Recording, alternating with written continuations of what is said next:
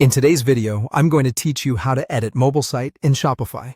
This walkthrough will guide you through the interface and show you how to make changes that only affect the mobile version of your store, so your customers get a clean, optimized experience on phones. Begin by signing in and opening your Shopify admin dashboard. Once you're on the admin screen, head to the online store area and then to Themes. This is where your active theme lives and where you control appearance settings. Locate your active theme and click the Customize button. That launches the theme editor, which is a live preview environment showing your storefront. Take a moment to orient yourself. The preview pane shows the site, and a sidebar on the left contains sections and blocks you can edit. The top toolbar in the editor has view icons for different device types.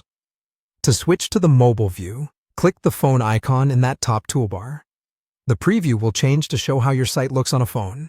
Working in this view ensures that any edits you make are focused on the mobile layout, including spacing and alignment that might differ from desktop. Now, make your edits by selecting sections or blocks from the left sidebar. Click the section you want to adjust, for example, a header, image, or text block, and the editing controls for that element will appear. Look carefully for mobile-specific settings inside those section options. Many themes include toggles to hide or show elements on mobile, controls for padding and margins to reduce or increase spacing, and alignment settings to center or left-align content for better readability on smaller screens.